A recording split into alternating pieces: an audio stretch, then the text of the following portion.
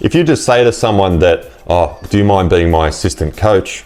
They're going to think to themselves, oh man, what am I going to do? I don't know how to play baseball. I don't know anything about it. I don't know if I'm going to get there.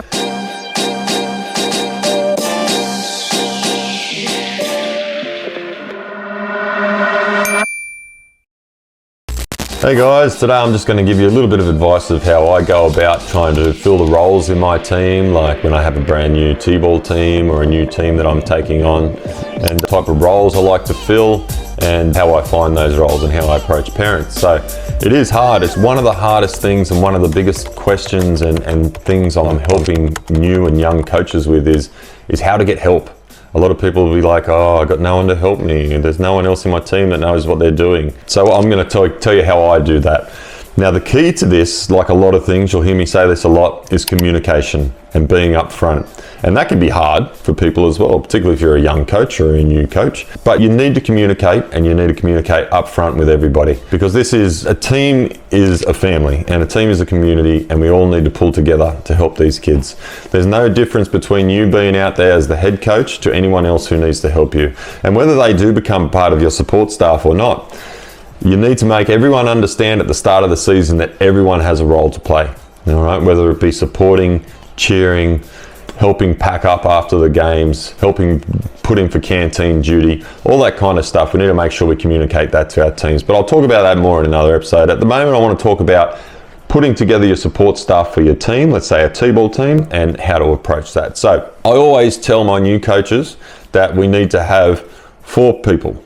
4 coaches or 4 support staff, okay, including yourself. So there's the head coach.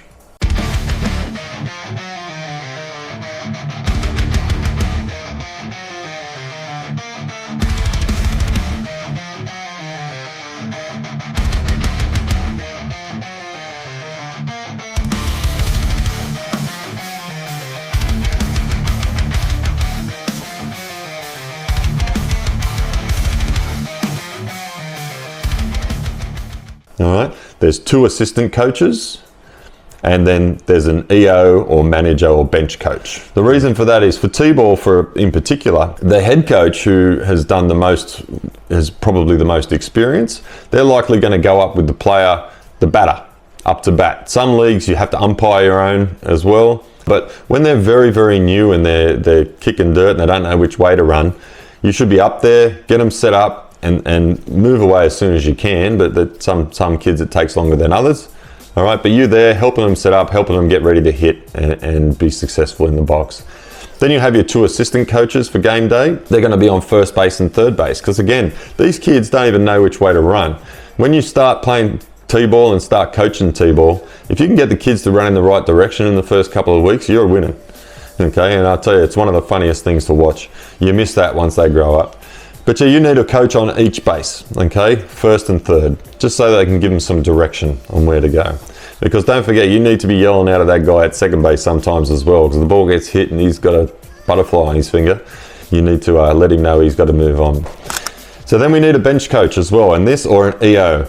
So this one is a very, very important role. This is probably the hardest role on game day, because they've got to keep everyone on the bench occupied. They've got to keep them all focused. Got to make sure that they're batting where they're supposed to bat. They've got their gear that they're supposed to have.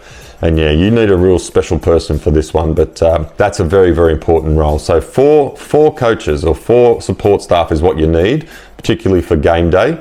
Coach with the batter, 1 on each on first and third, and 1 on the bench. If you can get those 4 guys or girls on board, and they don't have to be super experienced or any experience really. If you can get them on board, then I'm telling you, your life is already going to be so much easier. Always the teams that struggle and the teams that end up with half the team left before the end of the season, I can always tell at the start of the season who's that's going to be, because they've got 1 coach trying to do everything, or even 2 coaches. It's very, very, very hard.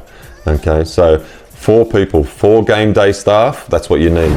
So then we talk about training as well. So for training, like I've said in a few other videos, I always break my training sessions up into 3 groups. So 3 stations, we rotate through the stations, then we play a game, then we have a pop quiz, and then we're done.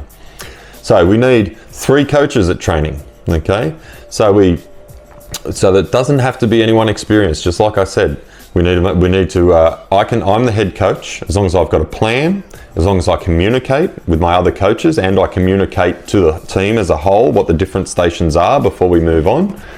All you need is someone to roll balls, put balls on a tee, make sure that if they're in a hitting station, make sure they're not hitting each other, staying separated, all that kind of thing. Anyone can do that. You don't have to be a baseballer to do that. As long as they've got plan, as long as they've got guidance from the head coach, you can have anyone helping you out. So, how I'd approach my parents to try and get someone. It's easy for me when you're 6'6" and a big burly bloke and people like to listen to you more than maybe you're a meek 17-year-old who's coaching for the first time. I understand that. But again, communication is key. You need to be upfront.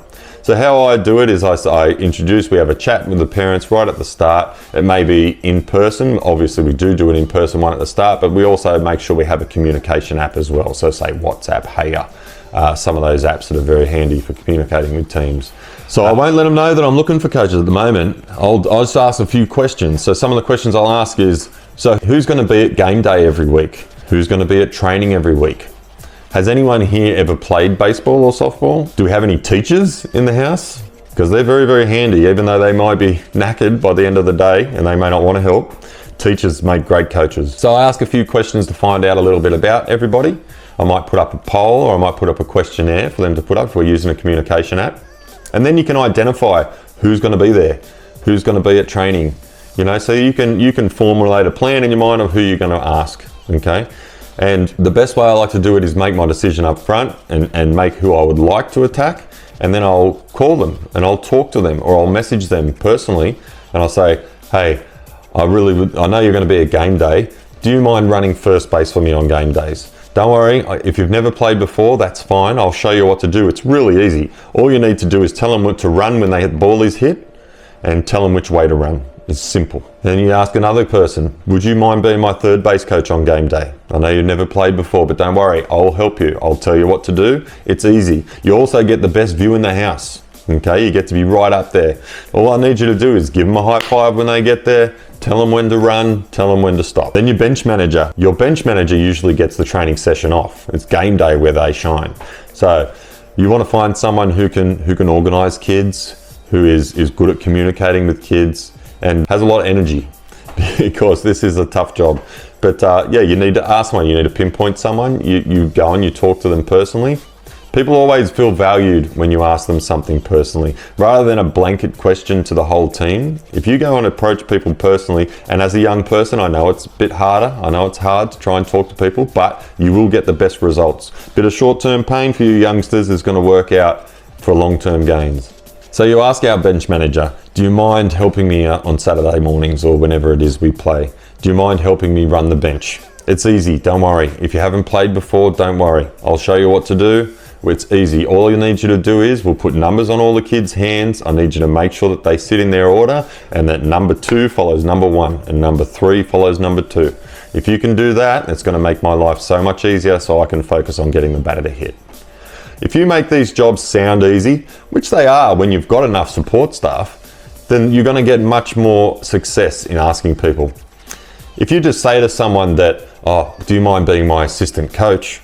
They're going to think to themselves, oh man, what am I going to do? I don't know how to play baseball. I don't know anything about it. I don't know if I'm going to get there. But by this stage, you've already asked them if they're going to be there. You've asked them if they're a player or not, so you know how to approach them. So you're prepared. They're going to feel a lot more comfortable answering your question if you say, hey, do you mind helping me on the weekends? Hey, at training, do you mind being my assistant coach? Don't worry, I know you haven't played. I'll come with a plan. I'll tell you exactly what's going to happen. I'll have everything set up before you get there. All I need you to do, for example, is tell the kids when to swing the bat if they're all batting off 3 or 4 tees at the same time. Or I want you to roll some balls and they can put the ball in the bucket. Or I want you to throw some fly balls to some kids for me.